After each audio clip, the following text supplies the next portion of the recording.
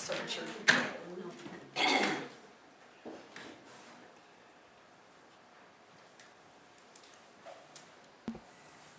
Good morning. I will call the Norfolk Planning Commission meeting of January 6, 2026 to order. Inform the public of the location of the Open Meetings Act in the northwest corner of the building and ask for roll. Waite. Here. Sock. Here. Simonson. Here. Hupke. Hoffert. Here. Kuby. Here. Griffith. Here. Keach. Ronfelt. Here. Ask for approval of the full agenda. Move to approve.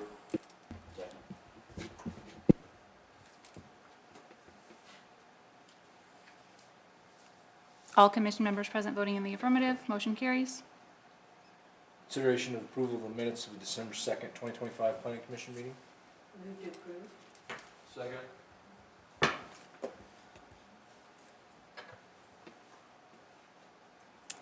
All commission members present voting in the affirmative. Motion carries. I will open up the public hearing at the request of the Norfolk Area Child Care Collaborative to consider a conditional use permit for a daycare center on property addressed as 104 South 10th Street. I don't know why it's not popping up. Oh, stinker. Knew there was a reason. It was me. Is there anyone here to speak on behalf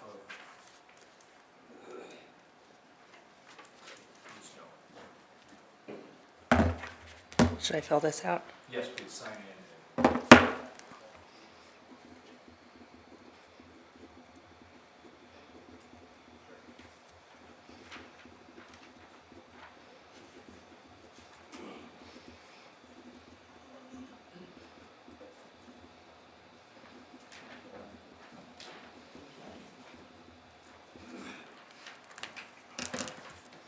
Good morning, Commissioners. My name is Beth Shashikant, and I'm the, the project manager for the Norfolk Area Child Care Collaborative. As many of you are aware, the Norfolk area has a documented shortage of licensed child care, which has direct impacts on working families, local employers, and the overall economic stability of our region. The Norfolk Area Child Care Collaborative is a local nonprofit organization formed to address this need in our community through a sustainable, business-led model. Our mission is to establish a replicable child care cooperative tailored to Norfolk's needs, one that ensures access, promotes workforce stability, and fosters regional economic growth. Our current business partners are Dacos, Elkhorn Valley Bank, Flood Communications, and Northeast Community College. We also have support from other area businesses and nonprofits, including Beckenhauer Construction, McMill CPA and Advisors, First Presbyterian Church, Norfolk Family Coalition, Communities for Kids, and First 5 Nebraska, which have now joined together as Early Futures Partnership, Northeast Nebraska Growing Together, the City of Norfolk and Norfolk Area Economic Development Council, the Nebraska Cooperative Development Center and the University of Nebraska Extension, the Norfolk Area Community Foundation, and more. Kids Collaborative, our proposed child care center, would be located within the existing educational space in First Presbyterian Church at 104 South 10th Street. This space was originally designed for community and educational use and is currently underutilized during weekday hours. Repurposing this space allows the community to meet an identified need while making efficient use of an existing structure without the impacts associated with new construction. A child care center is compatible with both the church's mission and the surrounding neighborhood. Churches are traditionally permitted to serve families and provide community-based services. The proposed use is consistent with that role and with the intent of conditional use provisions, which are designed to allow flexibility for uses that serve the public interest while remaining compatible with adjacent properties. We have no plans to make any changes to the exterior of the building other than the addition of a fenced-in playground on the east side of the property. The large parking lot across 10th Street will be utilized by parents during pickup and drop-off times, preventing congestion on 10th Street between Norfolk and Madison Avenues. The center will operate as a licensed child care facility, accommodating between 65 and 71 children, ages 6 weeks to 5 years or pre-kindergarten, and will comply with all applicable state and local regulations related to safety, staffing, traffic management, and hours of operation. The collaborative is committed to being a responsible operator and a good neighbor. Granting this conditional use permit would allow Norfolk to expand childcare capacity in a manner that supports workforce participation, strengthens families, and makes effective use of existing community infrastructure. Thank you for your time and consideration, and I'm happy to answer any questions that you might have.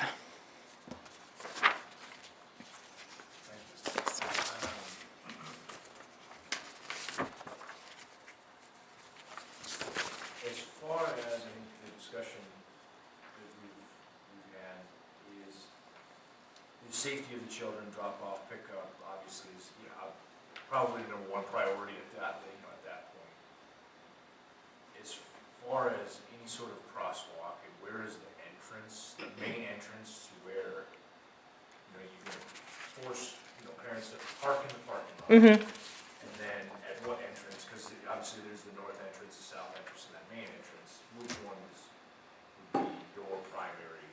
So our primary entrance is kind of the middle of the block there, that sidewalk. Yep, right there. That would be our primary entrance. And that's where you'll have the playground, right? Yeah, the playground would be in that grassy area, just, the first playground would be below the sidewalk there, Okay. and then potentially expand playground to the Okay. other side of the sidewalk. Gotcha. I do have a little schematic drawing. I think it's a great project. I think it's obviously well needed in this community. In particular, as far as the need, I guess, with the city, Steve, I guess, is there a need for a crosswalk?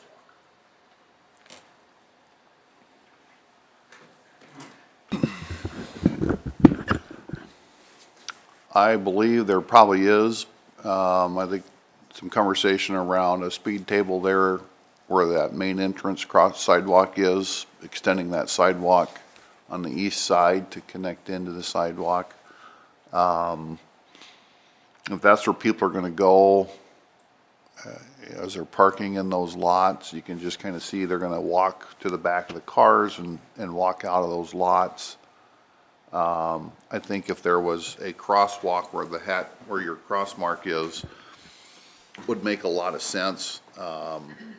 I don't know, there'd probably be some signage required there, some standard, crosswalk signage. Should we put a crosswalk down at the south side where a crosswalk would normally be, as well? Probably, just due to the location, but I think as a function of the facility, a mid-block crosswalk, just from a pedestrian safety, makes a lot of sense. Essentially, it's a school, so, it kind of falls into the safe routes for schools. We certainly wouldn't want to miss a step there and have an accident, so. Is there any signage planned at this time? I guess even to make people aware as they're driving down this street of like hours and the function that's happening? So we do anticipate, at least at the beginning, maybe putting a temporary sign along the playground fencing. And then by our front entrance, we'll have signage with our name and logo. Right now, we do not have plans to add like a marquee sign or anything, but the church does have one. And it's possible that maybe we would just kind of add on to it in the future, a little something above it, possibly. I guess, as far as the function of the conditional use permit, like I said, the project is a great one. I just don't want to miss a step, like Steve had said, and fumble something like this that needs something that we can't take. Sure. So as part of the conditional use permit, would you guys be okay as far as working with the city to understand, okay, this is what we need to do? That would be a part of if it needs a crosswalk and it needs a speed table, you guys as a collaborative would be okay with having Yes. that as part of the conditional use permit? Yes. Okay. The cost of having that installed will be bared by the applicant? Most likely.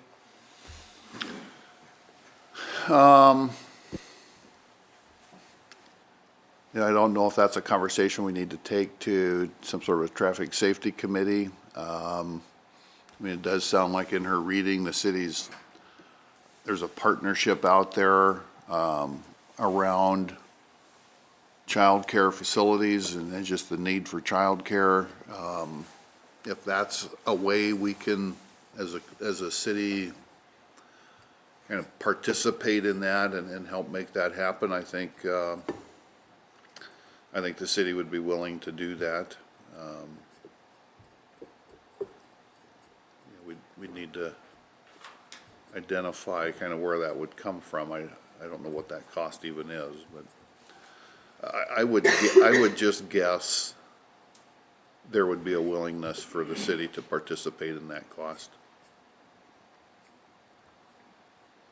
And as far as the main function of the childcare, that would be on that L south side, classrooms and stuff like that. They're mostly on that kind of straightaway portion, yes, yeah.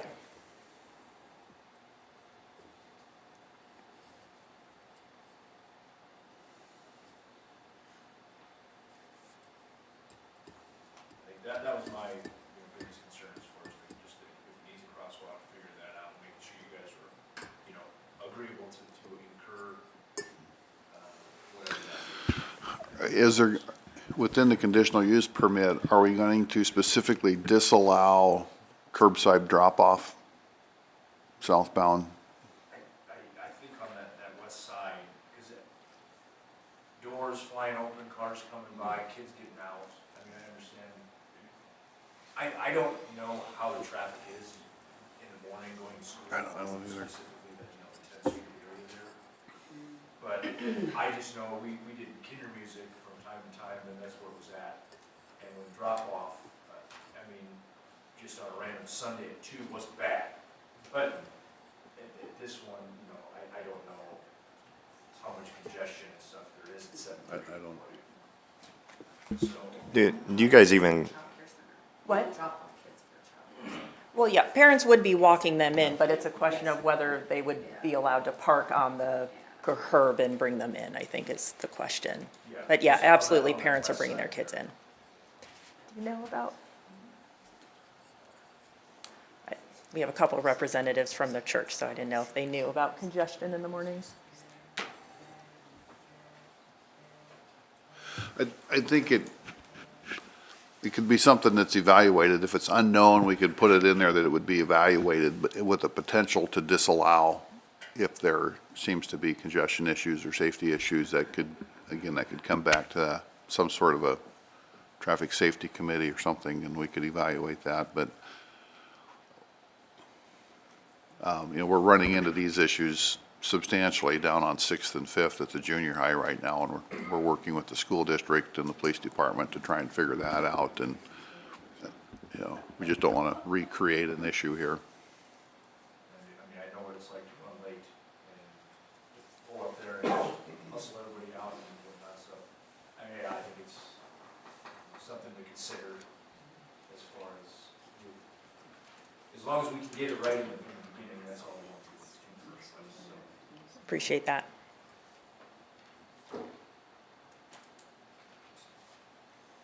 when, do you have an idea of when?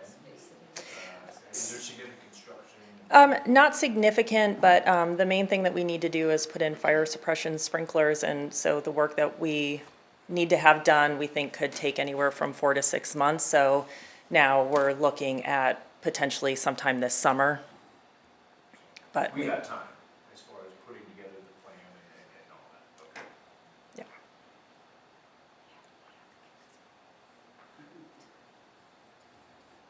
Any other questions for Beth? Thank you very much. Appreciate your time. Thank you. This is a public hearing. Is there anyone else that would like to speak on behalf of this project? Seeing none, I'll close the public hearing and open for discussion. do we have any thoughts on time? for the, Something like this, 5, 10 years? Or One of the, collaborative with somebody around it? yeah, I brought up one that we did, so these are kind of the conditions that we put on the one across from Johnson's Park here a few years ago to the north of Johnson Park. So they were 10 years, hours of operation. Some things that came out at that point were, you know, neighborhood parking, so kind of similar to what you all had talked about also. So I thought this might kind of help you guys with the conditions a little bit. maybe it was brought up, but, and I missed it, but hours of operation? It would be standard childcare hours, probably 6:30 in the morning to 6:30 in the evening. So if we were to include the language to be conducting an evaluation with that potential to disallow the curb parking or curb drop off, would that delay the project in any way, like pending the evaluation? I wouldn't think so. I mean, we could write the condition that it will be evaluated and if necessary, be put in place. And Okay. so if it's not necessary, then we don't deal with that condition. Okay, great. Is there anything that we would need to include, all staff and/or patrons must park in the parking lot? I mean, I don't want to limit the scope of it at all, I guess, but is that necessary?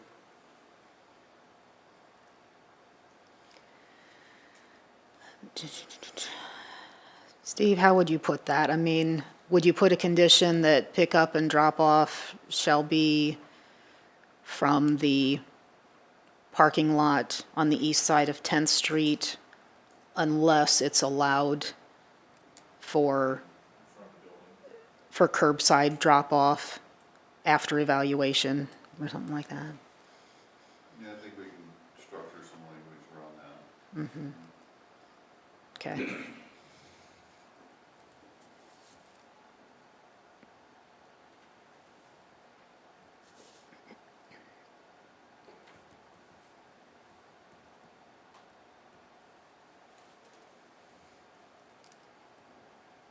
Is the 5-foot fence, is that anything in statute for a daycare or anything like that? Not quite sure why I have 5. Isn't it 4 for a daycare as a minimum? Is that what you were planning on doing, or were you trying to go bigger? No, we're like a 4-foot fence. Okay. So I mean, 4 foot seems reasonable, I guess. I don't, 5 foot may kind of distract from, I guess, aesthetics, I guess. There's no other aesthetic things that trigger with the construction, anything like that?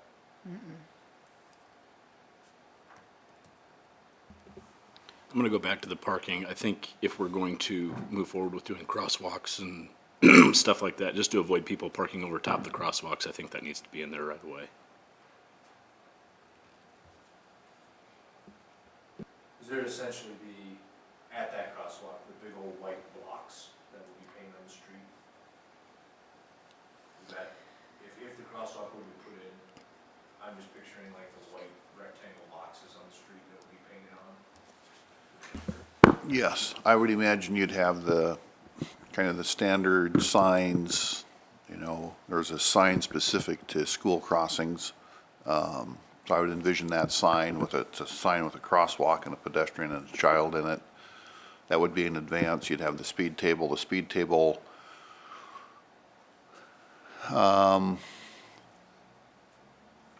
if we did just a standard gray concrete and it would have to have a crosswalk, your standard crosswalk painting. That's probably the right way to go. I was thinking you could do like what we did on Prospect with the kind of the colored stamped. I think that defeats the purpose a little bit in this case, so I'd envision more of the white. rectangles.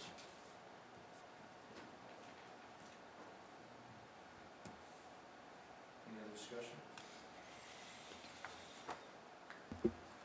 I would just say I do think this is a wonderful project, and our community should be proud that our community members came together for this collaborative and to come up with such a cost-efficient way to serve the desperate need for childcare in this community.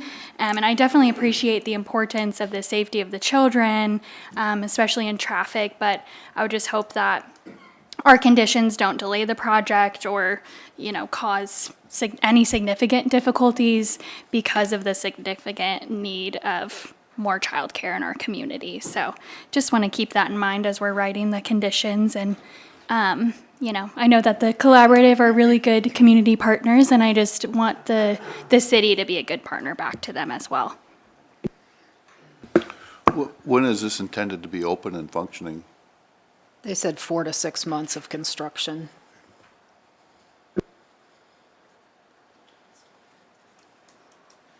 So do you want me to read you what I have written for conditions? Just make sure I haven't missed anything. So 4-foot fence, hours of operation Monday through Friday, 6:30 to 6:30 a.m. p.m. If needed after evaluation, no curbside drop-off pickup on the west side of 10th Street. Drop-off pickup of parking and parking lot on east side of 10th Street unless allow curbside on west side of 10th following evaluation.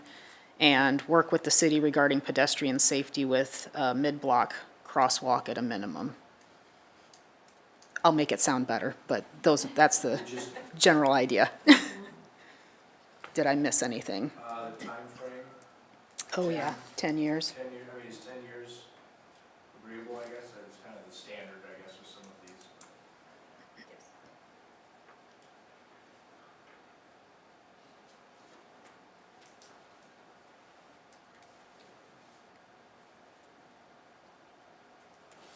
Otherwise, I think the remaining conditions are of just general code stuff, so. Any other discussion? So you want to take a motion?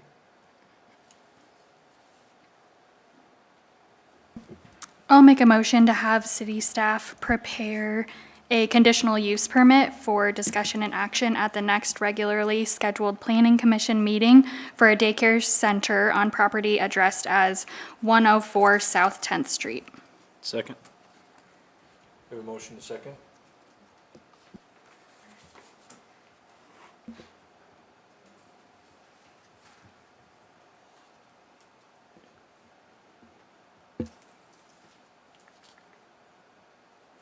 Voting in the affirmative, Waite, Sock, Kuby, Griffith, Hoffert, and Simonson. Abstaining, Ronfelt. Motion carries. Thank you. I will now open up the public hearing at the request of Four Cylinder Auto Sales LLC to consider a conditional use permit for automobile sales on property addressed at 600 West Omaha Avenue.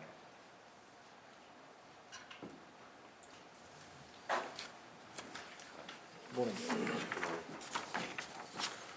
If I could have you sign in. Okay.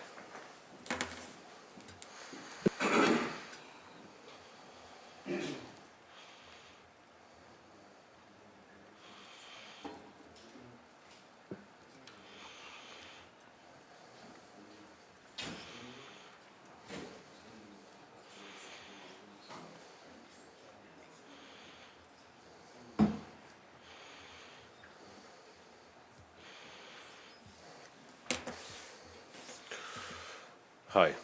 Yeah, I'm Gene Salazar from Four Cylinder Auto Sales. So I would like to get a conditional permit for the place that I rent for that business. So I would like to, I wrote a letter that it would be better for me because, my English is not that good. So I only have 4 copies. So I would like to give to you just to explain what is my project. I didn't know it was gonna be like that much.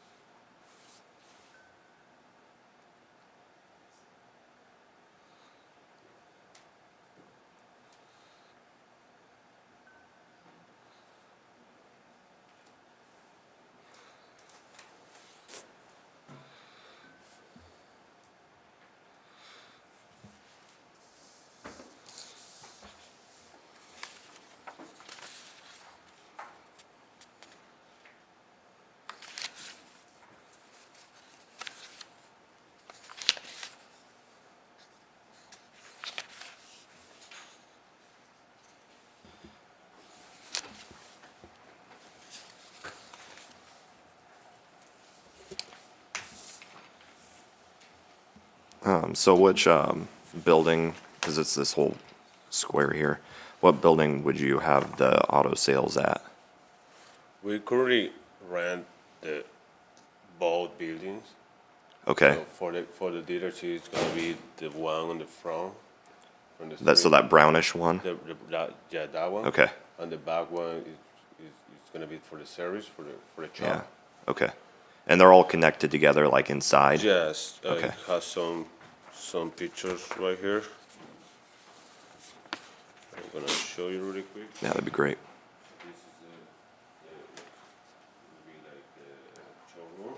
Okay, There's a door that goes to the back. The building okay, in the and that'd be the service area.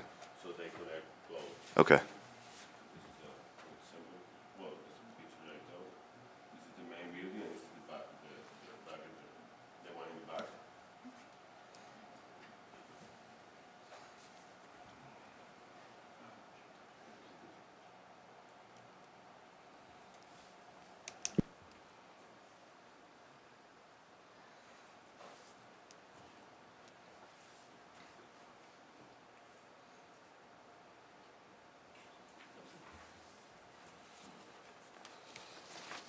So we still need to do some work, but I stopped like spending more money after we get the conditional permits and see how the hearings go on. So if it looks better after, before opening it, we're gonna do some paint job and fix and stuff.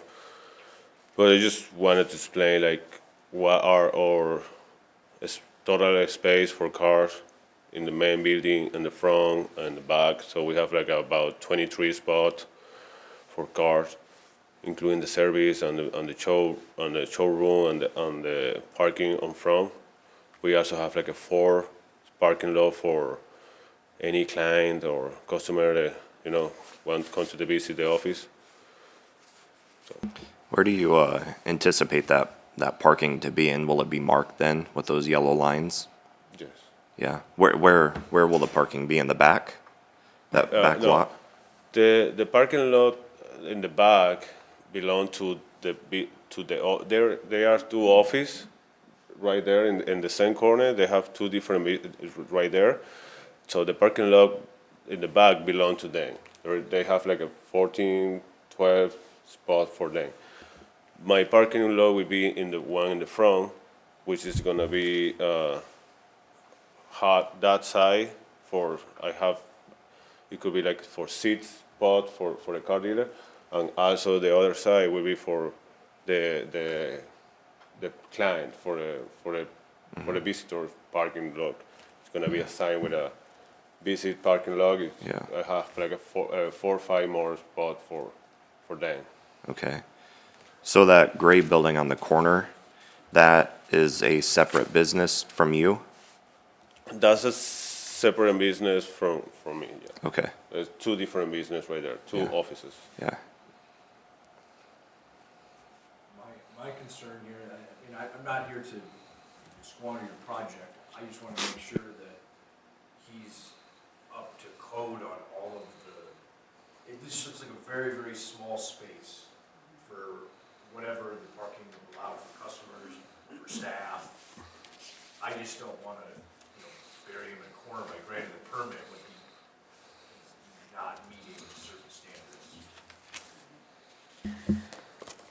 So part of the state license is 10 spaces for display, essentially. And so you said 6 will be outside, so 4 would be inside? Yeah, let me show you.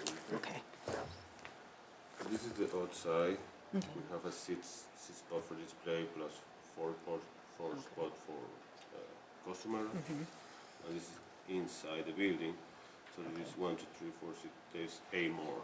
Okay. And this is this is the same building, but it's in the back for our service area. But we can also have some cars over there.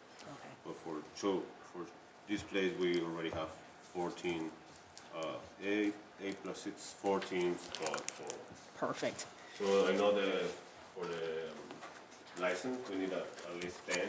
Yep. So, yeah, I mean, we're gonna start as a small business. I know I don't know if I'm gonna have more than 14 cars, like, already. Maybe it's gonna take some time. And probably we need like find a different building after a couple of years when the business grown up, and I'm willing to do that. But for now, I think the 14 spot that I have right now in the front, plus the space I have in the back, it would be enough for what my own capital can work. So, yeah, that's why we have to rent that building for that business.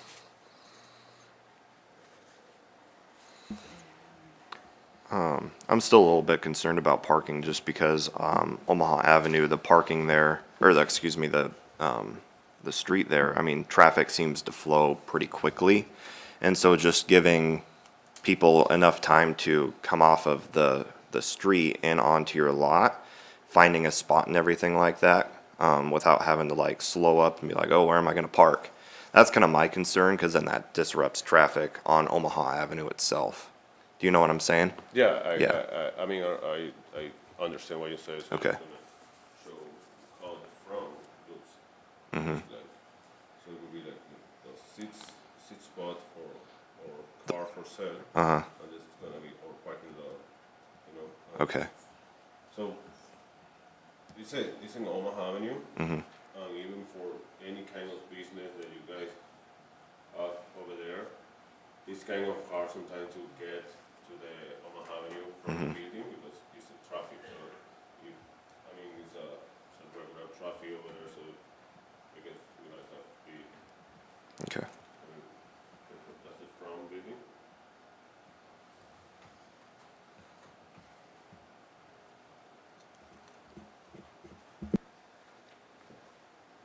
So there would be no way for someone to drive in one curb cut and out the next? You'd have to turn around in there and exit the property? So the turnaround, you have literally like, That small area? right. I think about my big truck. I mean, it's really hard to get my truck in areas, so to turn around like that, I'd have to turn around in the street. You know, at some point, and that would allow for one customer only at that, I'm afraid you'd have people backing out on Omaha Avenue. which is not ideal.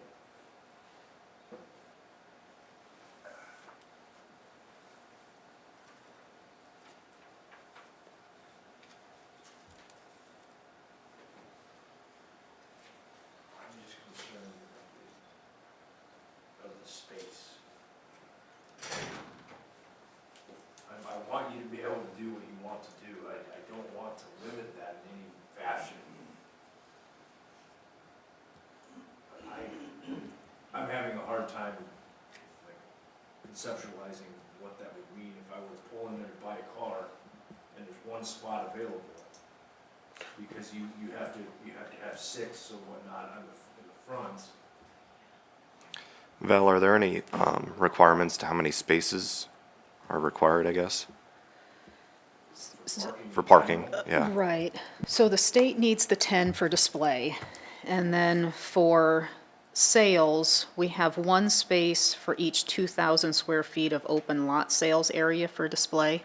So he's probably under that 2,000 square feet, I would guess, or close to it. So you'd need one there. And then for the service, 2 spaces for each service bay plus 1 for each employee, but not less than 5. And he was saying there's that parking space behind where the service station would be. It's not technically his, right? The parking lot is not. We are not able to use that parking lot, but inside the building we have nine different spots for So service. essentially, you need to access your service building. You'd have to drive through the parking lot. Yeah, we are able to do that because the service garage door is in the back, so Right. we have to, How many service bays do you have? the service, what, How many service bays? How many we already have seats, six different spots. Is there 6 doors? No, it's only one door. And then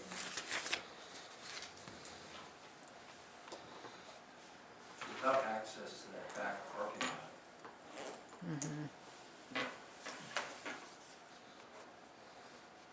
Where are the employees gonna park, I guess? Yeah, we only have four parking lot for employers and visitors and clients, customers. Right now, the business run just with only one guy, and the other one is gonna be me. So, yeah, Two total employees? 2 total employers. So how many parking spots then with that? So for the service, you would need, it's at a minimum of 5. And then you would need 1 for essentially the customer parking for the sales. So 6 So 6 that, plus the, plus the 10 for the display. So you'd need at least 16. 16.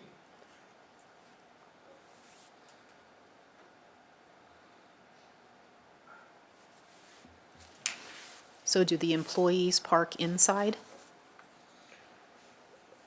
I mean, right now, we do that. I mean, when I go there, as long as I don't have any car inside, I just park inside the building. Okay. My partner, he does the same.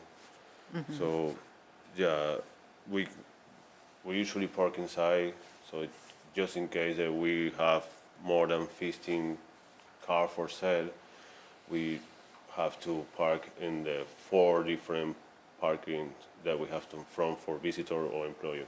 Otherwise, we can park inside. Okay.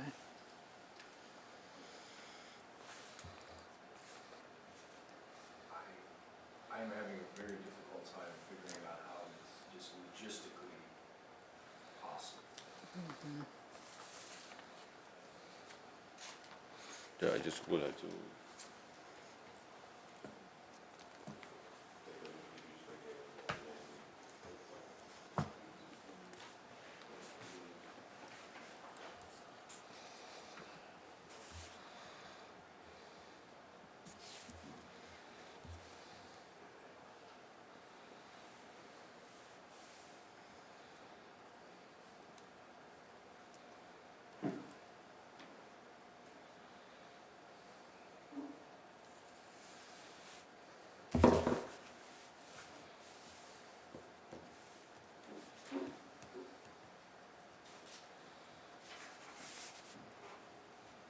And this is how we want.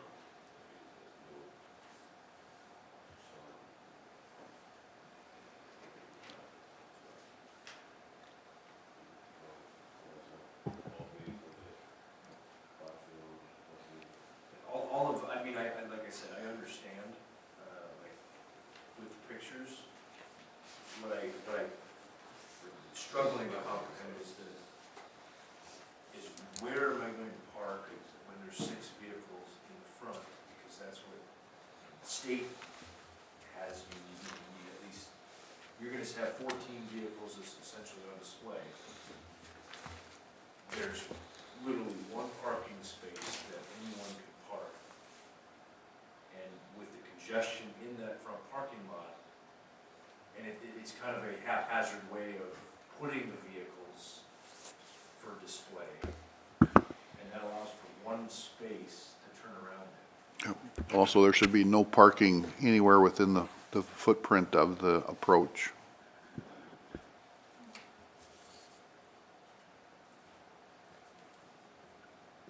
You got a very wide approach. I don't know exactly the history of all what's happened there, but my guess is that that approach probably has existed prior to some of the addition of those buildings. That was probably there when just the original white building was there, but I don't know. But after that east-west, that long east-west building was added, it essentially negated the function of the approach. But still, the approach is there. it is intended to function as an approach, so you could not park any vehicles in front of that. And with no on-street parking.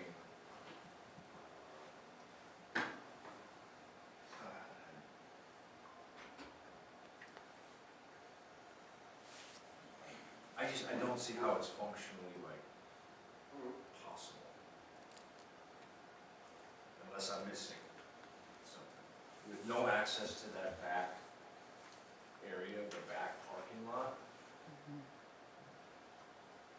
Yeah, I mean, my partner here currently have the shop over there. I mean, that place worked as a shop for 2 years, since 2 years ago. That's every time that he has a customers, they just park on the front of the building, just in the area that I want to keep for that. It's been like that, and it's never been like a really a big issue. So And I'm that, glad you're still able to run a business out of that. I think it's tight, but it's functional. You're making it work. You're still, but as far as the actual auto sales piece of it, I can't see it, and I don't want to grant something and then have it not work, and then you be left in a corner, right? I don't want to back you into a corner with standards. Does this bring into anything with the overlay corridor? It doesn't necessarily, because they're not changing the impervious coverage or the building at all. Yeah. And really, it's a conditional use permit because it's a C1. It's our lowest intensity commercial district, and so auto sales are not outright permitted in C1, which is why we needed to do the conditional use permit. but there is many car dealers in the same street. Right. They're just a different zoning category. Yeah. They're a higher intensity C3. Yeah. And I think they, have probably a little bit more space to work with than this specific spot. Some of them does. I mean, it looks different in this one because almost the used car dealer, they have like a 1 liter office and they have the display outside. You can see like 10, 15 cars in a parking lot. So they only have like one small building for office, and that's it. So the difference with us that we're gonna have the car inside or 2 buildings. So that's why it looks like a teeny down, have a small office with a big parking lot. We also have like a really, good enough spot for car inside the construction. So It's not the inside that I'm worried about. I'm worried about the customer. Where is the customer going to park? You can't, looking at the pictures, you can't have more than one customer at a time. no, I have 4 spots for customers, 4 different parking lot for customers. The right here.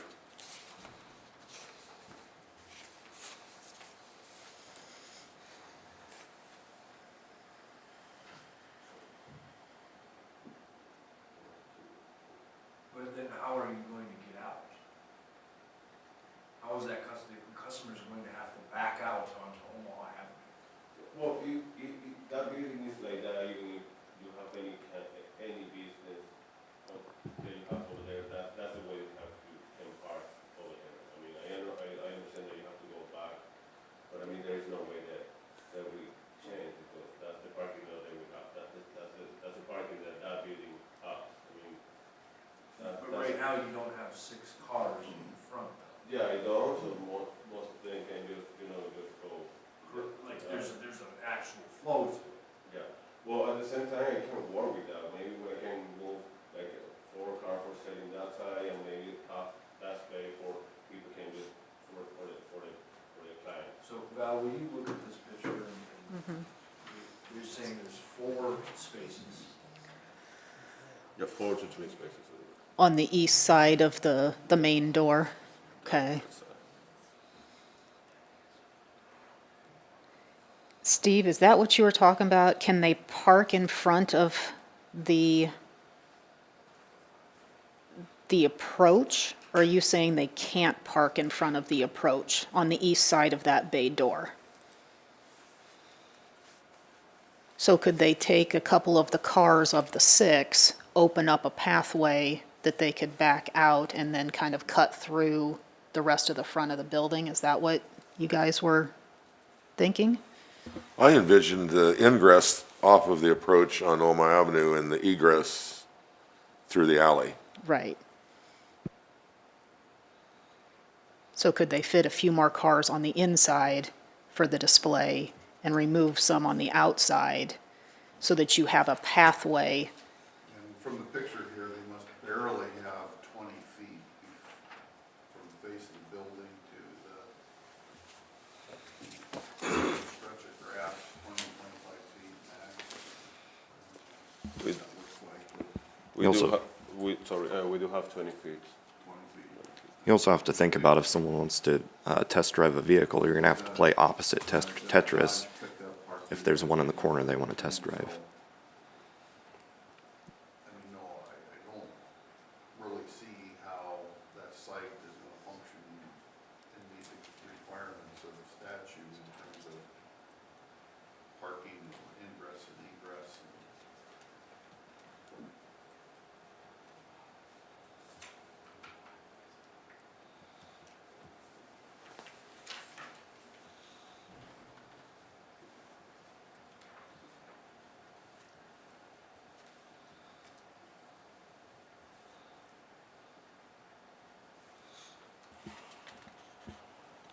Still a public hearing too. Yeah.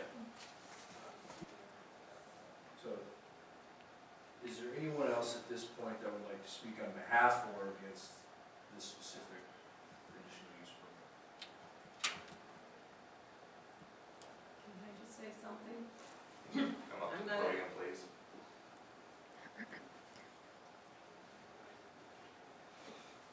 We'll have you sign in. Okay. Thank you.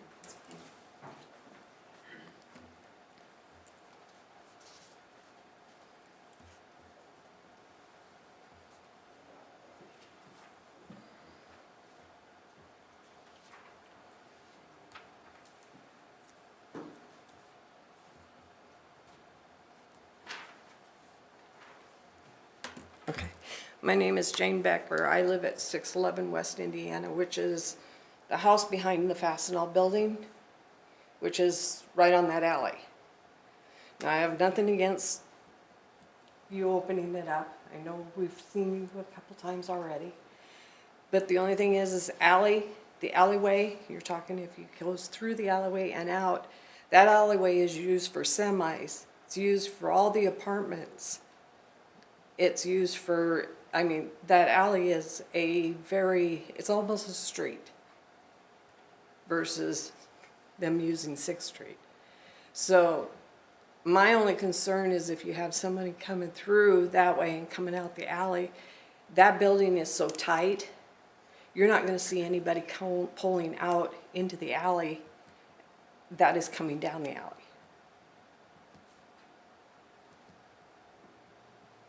That was my only main concern, because we've seen so many people try to pull out of that alley where Fastenal is and go on Omaha Avenue and almost get hit. Because it is a very tight alley.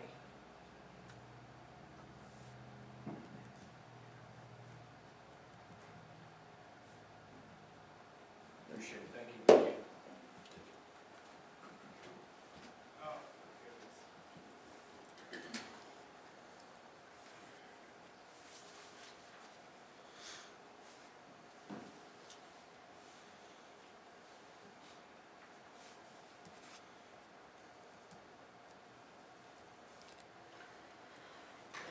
Yeah, I don't believe the DOT would have any jurisdiction over this. But backing out onto the state highway, I mean, that's probably something that if there was gonna be a desire to try and allow that, I'd need to take that to the DOT. I'm not aware where that's allowed. Whether or not they would have any jurisdiction over that, I don't know.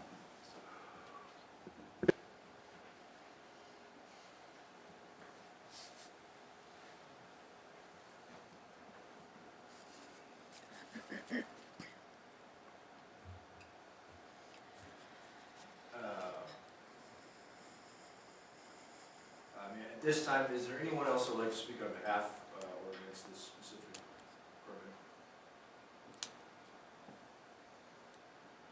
Seeing none, I'll close the public hearing aspect of it and open it up for discussion on what the thought of the commission is. I guess my initial thoughts is I'm not in the business of telling people how to run their business. That's not what I do, but I'm struggling with the fact that if we granted this, is there a downside if we grant it? I guess is the question I have. Whether or not it meets logistics, meets statute, meets all of that, is there a downside to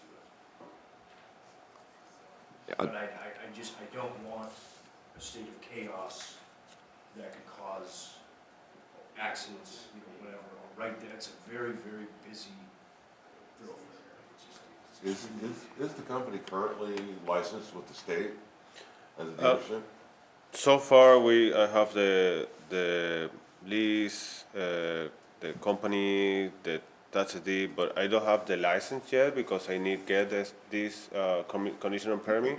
I have almost all of the document ready. I just waiting for this. So our conditional use permit would be more or less like an endorsement for you to use to apply for your license. That's kind of what I'm afraid of. If this, then, yeah. If you already had your license,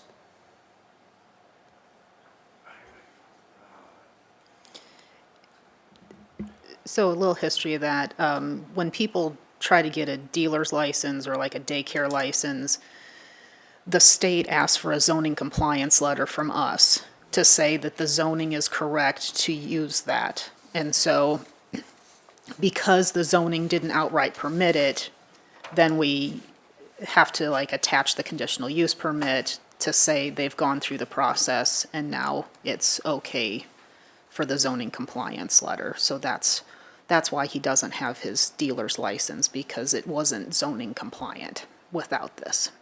I just thought if he was already operating in another location and had a license, he just wanted to open this, that he'd already have his license.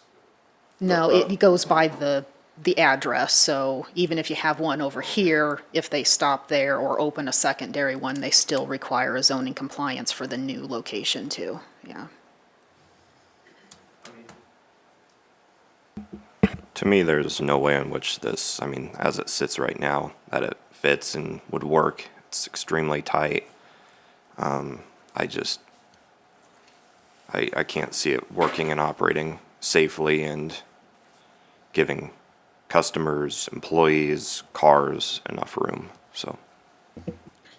Even if the zone did allow for dealership, like you said, C3 zone, there still would be the same parking requirements, right, for this type of business? Correct, yes. So that would still be a problem.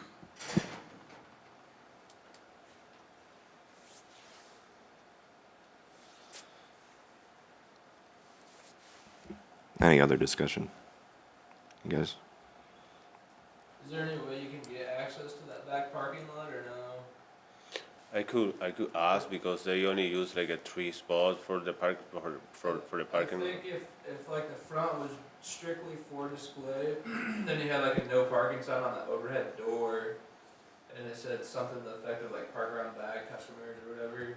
I think it might operate that way, but that would probably be the only way I could see it safely operated.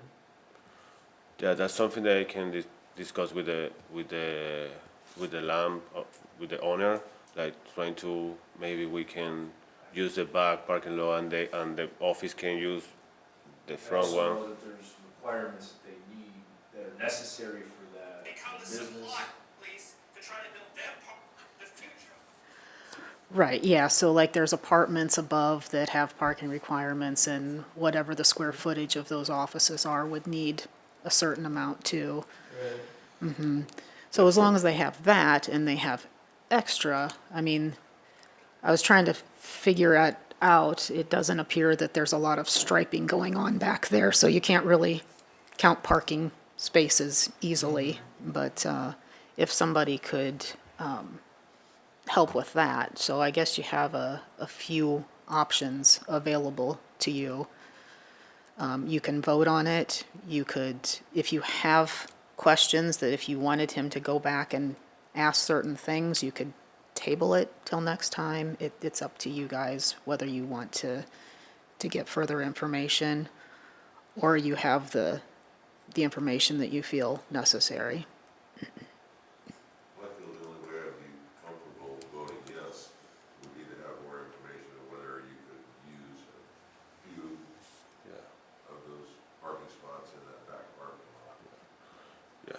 And then I think a condition, if we were to grant it, you gotta have that spot in the front open to come through. Yeah, I mean, sorry, the main idea for me is always have the car inside. I mean, that's a better idea for me because the weather, the sun, everything, it keeps the car inside the building. It's better for the cars, and people can just go in and see what we have or check online, or Facebook or whatever. I don't need to have the cars in the street, like show the cars in the street. So most of the time will be like empty all that space. So they can use, and also I can work with the 10 spot inside, and I can use like 2 spot for cars for sale, and I can have the rest for people who want to come, who want to get to the Omaha Avenue without go backward. So I don't know.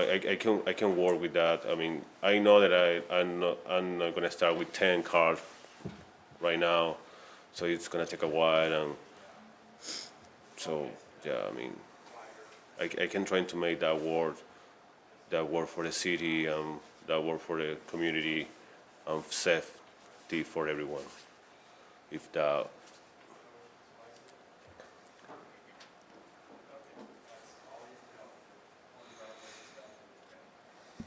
I mean, I didn't know about the zoning C1 before rent the place. So I already got the lease for that kind of type business for a year and open the LLC and ID and the sign and everything with that address. So that's why I'm willing, I would like to try to make that work because we are half away from there. Just to entertain it, I would need more information as far as if we were going to think about entertaining it, approving it. I would need more information on that back lot. Some sort of, in agreement from the landlord that, and how many spots do we need? How many spots are the tenants upstairs required for them? So, I mean, I'd be fine tabling the situation if that's how we want to go. I would take a motion otherwise, either which way. Yes, because already counting the service spot and the customers and the employer and the 10 spot for, I already have a spot for enough of that. So I guess our big issues is the front with the Omaha tree. So that's why I need to trying to get some parking lot from the back. So, but I would like to know like what I should ask him, the owner, for like I need 3 more parking lot, or because I already have enough parking lot for what I need, but we're trying to save some space from the front for the Omaha Avenue for the customers. So would you like to trying to get a 3 parking lot for my customers in the back parking lot, or what would you suggest? You had 6 cars up front. Yeah. 2 of them, 4 of them were facing east and west. Yes. And then you had 2 up front, I think, is how, or north and south. and 3 more for the 4 more. The requirement for the business as is now is 16 spots would be required, right? For like employees and customers, that all included? That was the display, the employees and the customers was the 16. So right now, if they're just a maintenance service shop, they need 5. Yeah, we do have 8 in the main building, seats on front 14, 3 more on front is 17, and 8 more spots in the service area. So we are allowed to have 23, 24 cars with the 2 buildings combined. I don't know if you could legitimately count a parking spot in the front when there's no way to egress that parking lot without backing out onto Omaha Avenue. And you can't necessarily count a spot double parking. Like, like they always got the cars up front. Do you have that brown building on the back side there? Like if parking was allowed, do you have an entrance into the brown building, or do you have to walk through the white building to get to the brown building? There's an entrance there. Yeah, we have. Okay. We have Okay. we have a door in the aisle. We have a garage door from the back building who goes to the parking lot, the back parking lot, and we have also a garage door in the front.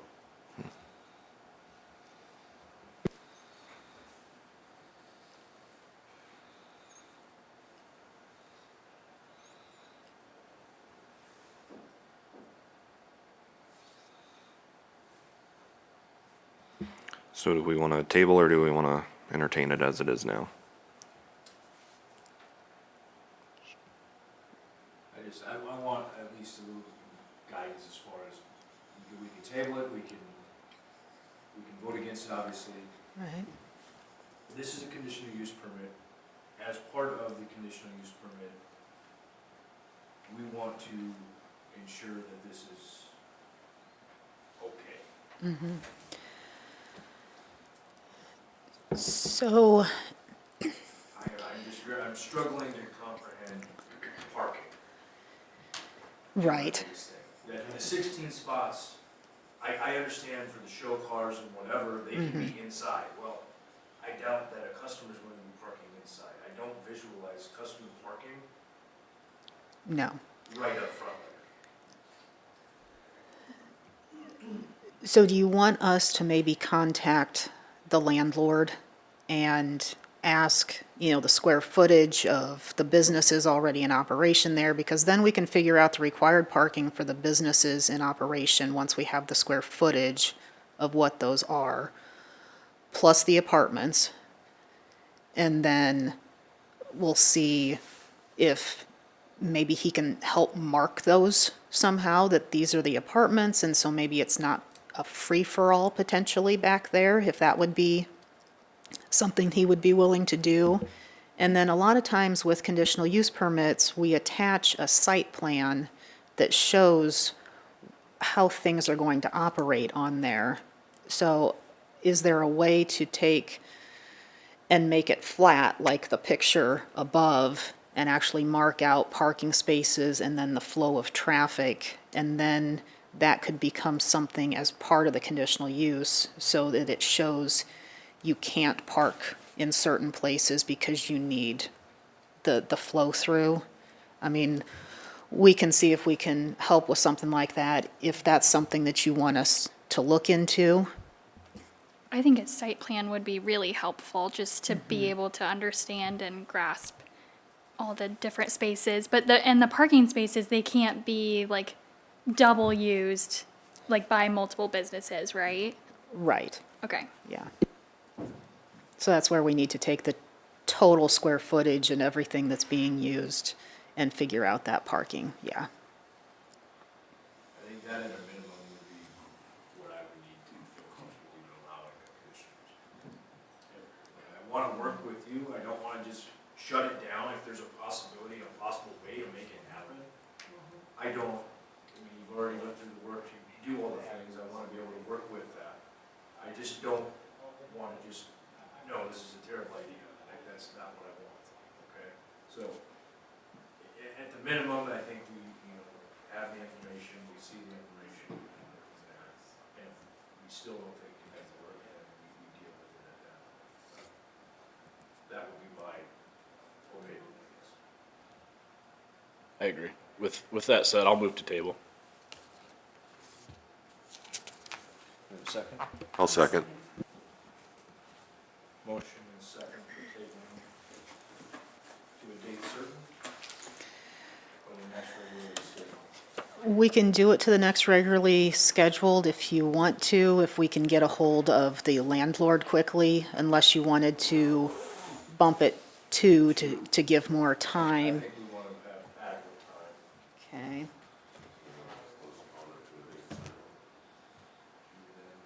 Because that would then be February 3rd. Would be 2 meetings. Table the date certain, February 3rd.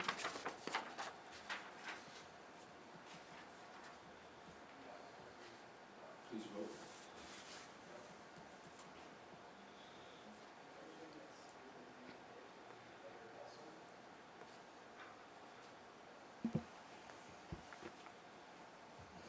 Voting in the affirmative, Waite, Sock, Kuby, Griffith, Hoffert, Simonson. Voting in opposition, Ronfelt. Motion to postpone until February 3rd, 2026 carries. Thank you. Thank you. Open the public hearing at the request of Maple Park Board LLC, consider zoning change from R3 multiple family residential district to R2 tiny house district on property address is 309 North First Street. Anyone here to speak on behalf?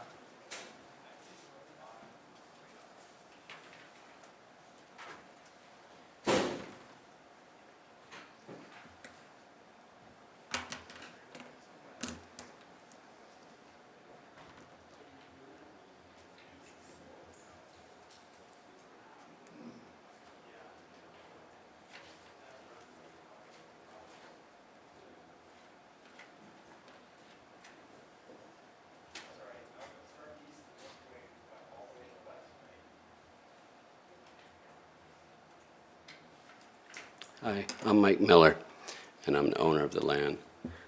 We just want to put tiny houses so we can have affordable housing for people. If you were a young kid coming out of college, you couldn't even afford to buy a house anymore. It's just terrible. But, and it'd be a good use for our land. And we can get somewhere between 30 and 36 in there. And we're going to leave the existing streets the way they are. And there'll be parking in front of each one. We'll have their own parking spot. And then we have the extra space between the city street and where we start is like 30 feet. So there's parking there for people, extra people that visit can park.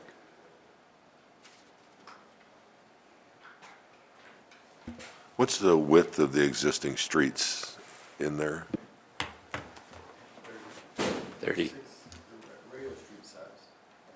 It's 30. It's like regular street size, but it's a one-way. You know, you go in one way and you come out the other one. It has sidewalks.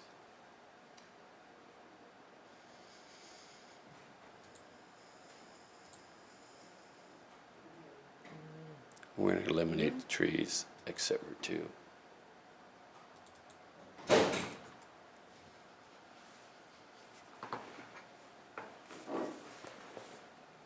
According to measurements, 21.174 feet of actual street.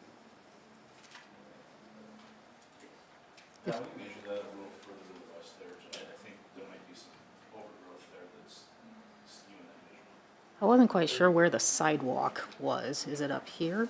Yeah, I think right about there is. See here. So 27, 28, maybe?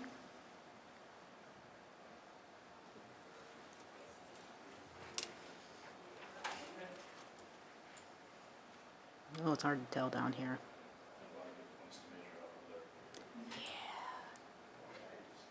28? I'm gonna go 28. Hard to tell.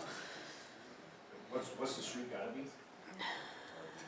Let's see, 31 for parking on both sides, 27 parking on one, is It's a it? private street though, so I don't know what, it's not. I think it's 27 if it's parking one side, 31 if it's double parking. Yeah, I mean, if he's got it signed as one direction, not two directions.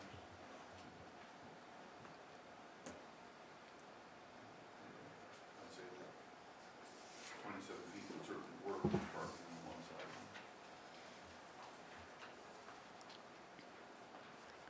Does the fact that if it were to be a private street, does that matter?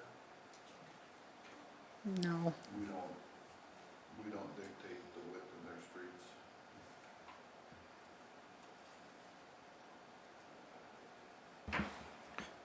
As for the tiny houses themselves, I'm a little new to it. So what would what would you envision it looking like? Are they more elongated? Yeah, they're Go ahead and come up. Do you have, did you have that copy that we gave you? Oh, I have that. Like that? You would also sign it. Yep.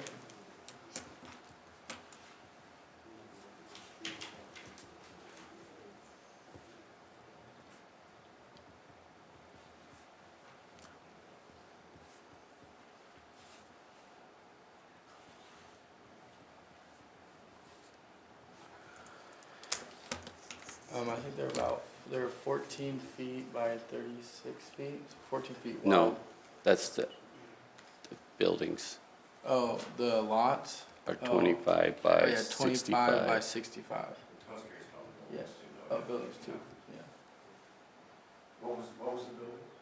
14 by 36, I believe it was. It's just under 650 square Yeah, it's feet. like 644. So, And they would be all the same? some would be different, like, some would have bigger kitchens and be a one bedroom, some would be two bedrooms with a bit smaller kitchen and a smaller living room. It'd be different on the inside, but essentially the same size. Same on the outside? Yeah, yeah. And then there would be parking within each lot? Yeah, in the front you'd have 15 feet to park. You couldn't maybe go front, but you could park in like sideways. Hmm. One car? Yeah. One. Okay. Would these be leased? We're gonna sell we would sell them the house, but we would lease the lot. So the house would be then owned by them, they would then just pay A lot rent. lot. And we're finding them from about 50,000 is what Yeah. they think they can buy them for, 40 to 50. And then they'd bring them up here from, it's like a place in New York and there's a place in South Dakota that we found. And again, I don't know much about them. Are they movable then, or are they like, They can be, but we would. They won't have wheels. Yeah, they won't have wheels once we set them down. okay, that's what, just that thought came into my head as you said the land itself would be leased, but then the building would be owned by them, so I didn't know if that's what you're talking Yeah, and about. I don't know if I don't really know if they set them on pillars, or I don't know what Yeah. the city's gonna require. Yeah, they have to be attached to the foundation. Okay, Yeah, I don't know if they want them on a slab or if they want them on Mm-hmm. a pillar, yeah, so. yep, that's valid. No one would be specific. Right. So all tiny houses shall be placed upon a permanent continuous perimeter foundation. So according to building code, whatever that means, so that it's, Disallow pillars. right, Yeah. So it would have to be a block or a slab. right. So that would then say, how that reads is, they would have to sell the home. They couldn't just, pick it up and move it. Correct. That's when we were putting the tiny house district in place. That is what the council wanted us, that, so somebody couldn't just pull a tiny house in, plop it down during the nice time of the year and then pick it up and move it down to Florida or Texas or something like that. So we wanted them to be a permanent tiny house, yeah. Knowing that Yeah. Yeah.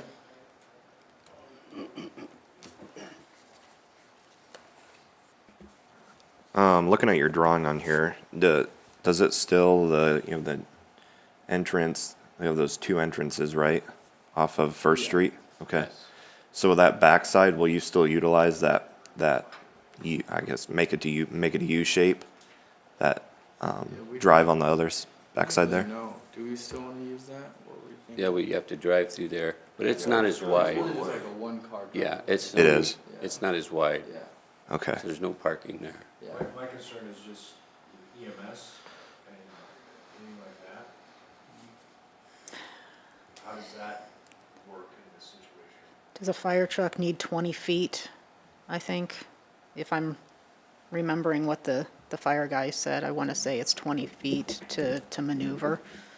And there's a certain distance that they can go in before they would need a turnaround, and I can't remember what that distance is. And there's a turning radius involved with those long fire trucks too, to be able to come in the one way and make those Right. corners.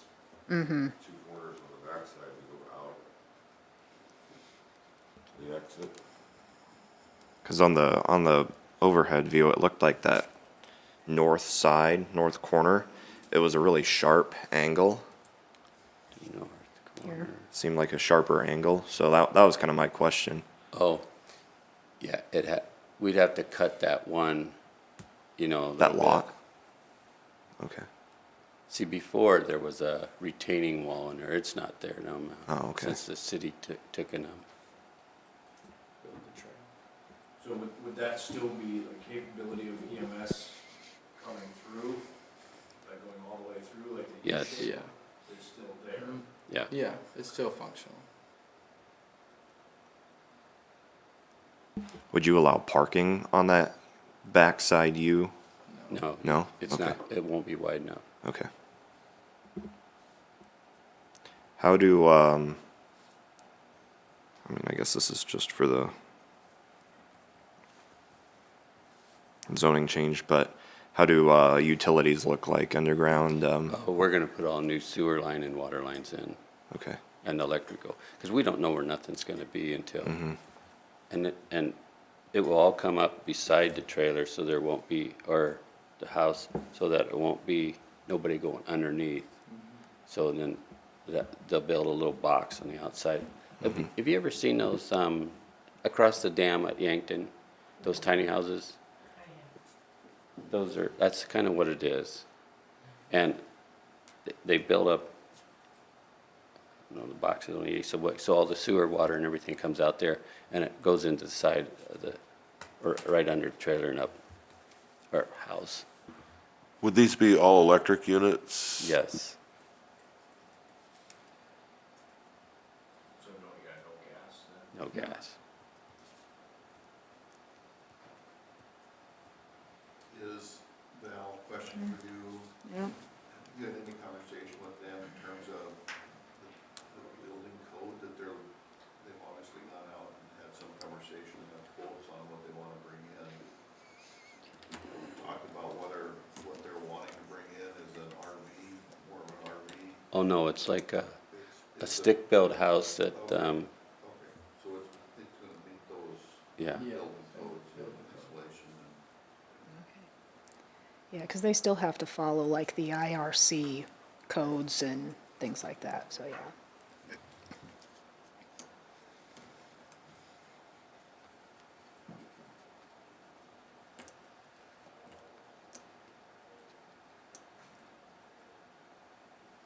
Any other questions? You said you were leasing ground? Yes. Maybe I'm overthinking this, but how would that work if the ground lease were to get terminated? Are you the one buying that property back from the homeowner? They could sell it to anybody, Or we could buy them back too, we could, I wouldn't think they'd be too hard to sell. Yeah, I think it'd be easy to sell. Val, would the riverfront overlay have any effect on the aesthetics of these units? We exempted single-family detached, so not necessarily, yeah. I mean, we do have some aesthetics in the tiny house district. Where was that? It's like you can use metal if it's certain, like, the fasteners aren't seen and that sort of thing, but they still have to look like a residential house is essentially what our code says. Putting up a, 16 by 30-foot pole barn. Yeah, you're not gonna put out something that looks like a garden shed necessarily, yeah. You can get those at, I can only assume we're in charge here, so that's one thing. you can get those at Costco.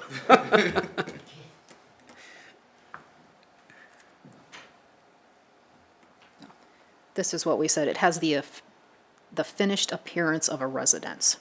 Is, so, I mean, it leaves it up to some interpretation, but, I mean, if you see a garden shed, you know a garden shed versus a house, so.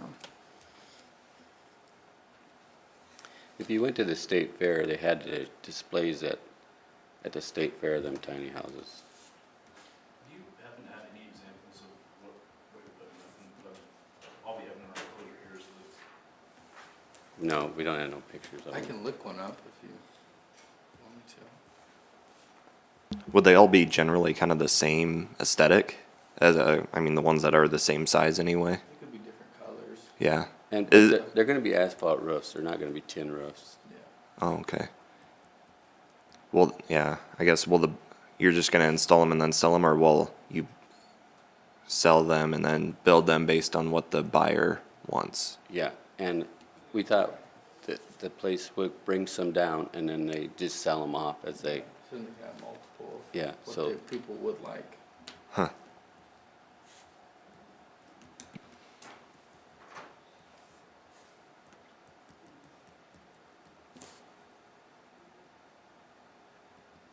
So will you act as a retailer selling these homes? I don't know. Not really. Just till we sell all the lots that are there, then we're not selling anymore for them. Yeah, it's not like, Just for them, the business to sell some there. we don't wanna Kinda get into cuts- sailing. Yeah. It kinda cuts cost for us, cause then we won't have to outright buy them. So then you guys would turn in essentially grounds maintenance, I mean. Yeah. Yeah, and, my wife says we have to put underground sprinklers in, so. Are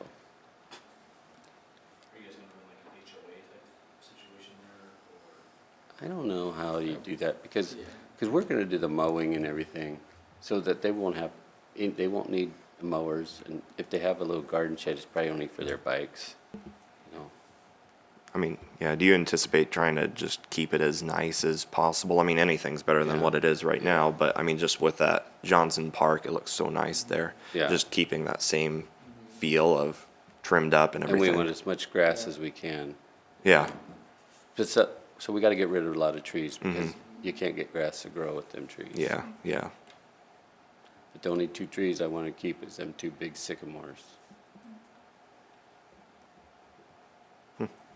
And depends where they are at.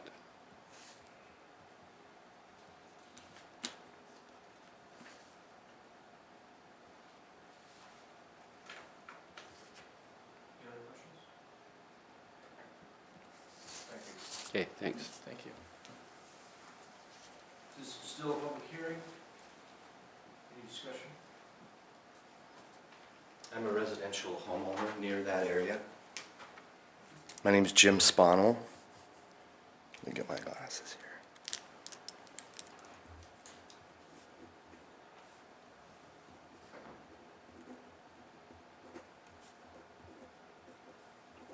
I live at 107 East Prospect Avenue. I'm just on the north side of Johnson's Park.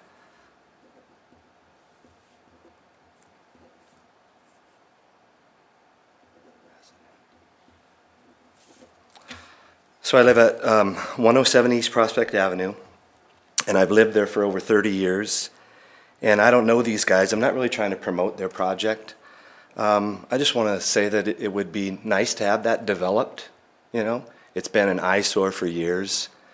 They use it for, you know, Halloween, haunted houses and stuff like that. It's never really been much of a problem. Even when there were mobile homes there, you know, people were always worried about sketchy kids walking to Jefferson. They're human beings, you know. So they use Jefferson School. There'll be a little more traffic, but I'm not concerned about that much. I've been listening to your conversations, and you guys seem really cautious about how you go through things and making sure things are up to code. So just as a resident that lives in that area, I'm not really worried about their project. I think it'd be nice to have it developed as long as it's nice and neat, and I think that's what Norfolk does, you know. So I'm proud to be a resident here, and thank you for your work, and hopefully something like this can make that area look a little bit nicer, because Johnson's Park's awesome. I love it. I do have one question. Any concerns or any expectations about other zoning around that area near my home? I know that's probably a different question, but maybe something that residents that live really close to the park would be maybe concerned about in the future. So that's probably something you can't answer now. I'll come back and maybe talk to some members later about that. But thanks for your time, and not really concerned about their project as long as it's done neat and to code. So thanks. Anyone else like to speak on behalf or against this? Seeing none, I'll close the public hearing and open it for discussion. I agree with Jim.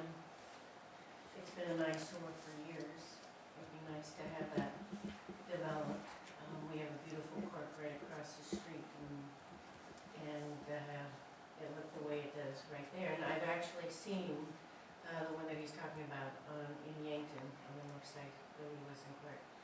And I think that looks very, very nice. I mean, I think it's aesthetically pleasing. Everything's all uniform. I think it's good. I believe it has the potential to vastly improve the neighborhood. I also, Oh, go ahead, you're good. I was just going to say, I appreciate the effort to build more affordable housing in our community, as well as I definitely agree that's a need. Yeah, I mean, it's good to give people an option, a more affordable option. And I mean, you still have all the amenities. I mean, you have a school close by, you have a park, you have downtown within walking distance, you have the trail system. I mean, you won't have an issue selling lots if you do this. So I just, it has the potential to look really good as long as it's upkept and to the same aesthetic and everything as Johnson Park as is now. I think as far as we kind of go down this road, as you know, the uncharted territory of tiny homes and whatnot is, I mean, I don't know if you could get a more perfect area for it. I think it's such a neat idea, neat concept, and it's a great area for it. The traffic is still going to be light. People that buy tiny homes are most likely biking and walking and doing the things anyways, and I'm sure they have a car, but they're going to be, I think, a congestion, but that's what they want to eliminate essentially. It is the congestion that they want to eliminate. So I think it's a great area for it. Could we speak to the question about, any potential zoning impacts to the surrounding neighborhoods? I mean, we're only considering this borderline of land for the zone change, so there would be no impact, correct, to surrounding neighborhoods? I wouldn't think so. I mean, we're going from an R3 that it currently is to a tiny house, so you're probably about the same density as what you would be able to have as an R3 anyway. Potentially someone could come in and put two great big apartment buildings there. Mhm. Wouldn't be a bad thing either, but That is the only residential or tiny home on that side of First Street, correct? This is probably the last of the residential until you get a little farther into Brosh, west of First Street, or on the other side of First Street into the park and that residential area. And the rest of that's industrial and commercial? There's industrial to the north, and then there's probably commercial to the south. Let me bring that up.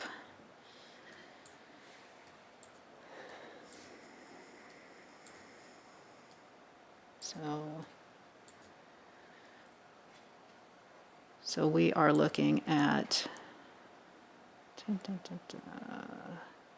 this piece of property generally here.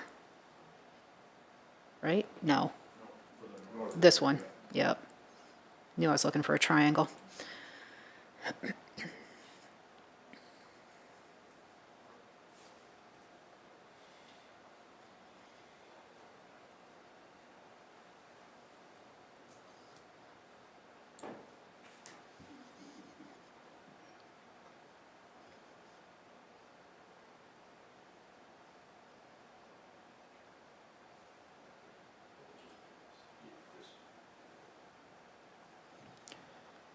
So all the yellow is residential. Down here, this is the Gary's project that have those apartment townhomes that have been started. It's technically C2 zoned, but they have that mixed-use district overlay that allows the residential as part of the commercial too. What's zone just directly north of the R3 where we're considering? This is industrial up here on the other side of the railroad tracks. It's the car mechanics. Yes. And then what's that, Knights of Columbus? Yep, over here.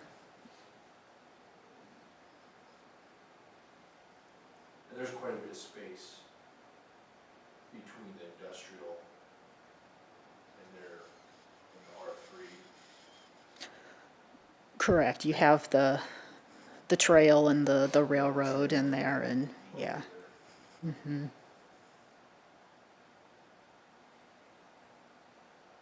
yeah, there's a train tracks. So that's a pretty good chunk between. Yeah, because here's your trail that comes through, so you're going to at least be on the other side of that trail. Okay. Thank you. Mm-hmm.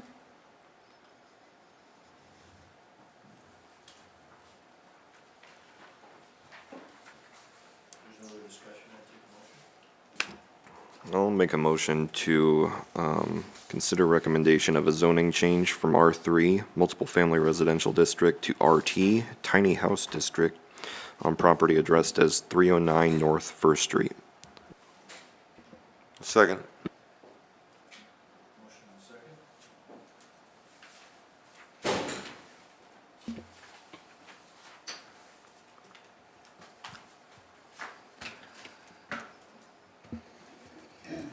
Voting in the affirmative, Ronfelt, Waite, Sock, Kuby, Simonson. Voting in opposition, Hoffert. Motion carries.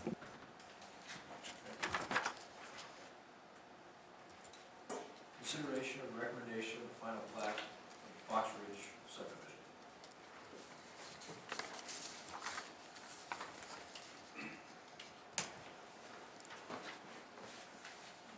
Val? Anybody here on behalf of this project?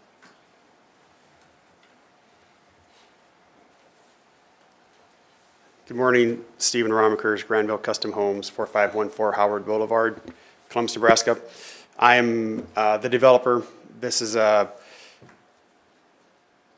final plat. I think they're doing this in one plat process, so I'm just here to answer questions. It's pretty straightforward. You guys have seen this project several times before, and it hasn't changed other than maybe some lines have been, maybe it's been detailed a little bit further, but if you have questions, I'm here to answer.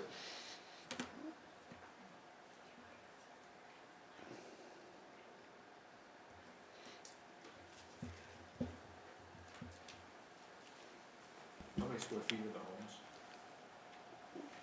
Well, I guess it depends, but probably that of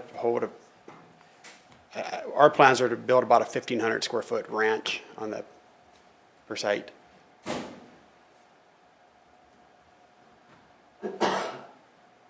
Val, any concerns? No, we've worked through the plat. It's essentially picking up on the east side of a stubbed road that is in existence and going straight through and teeing into 37th Street. Engineering has been working with them on grading and the subdivision agreement and such, so that it'll go to city council with those.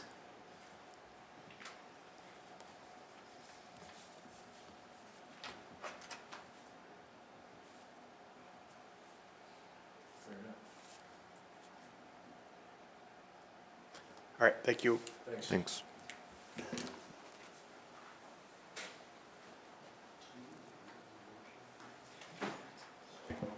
I would make a motion to approve the final plat of the Fox Ridge subdivision.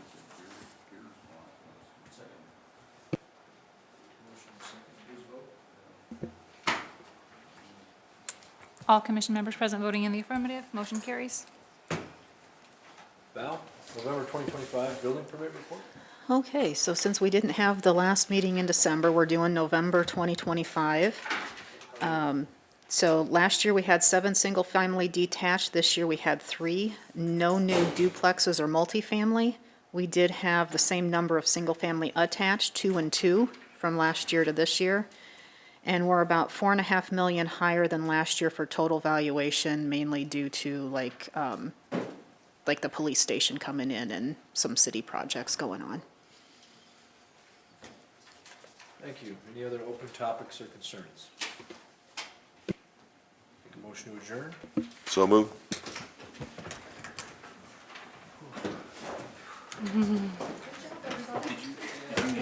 Yes, please, yep, I will put that in the record, yeah. I signed 1.5 hour, 45 minutes. Not hour? Yeah. Wow.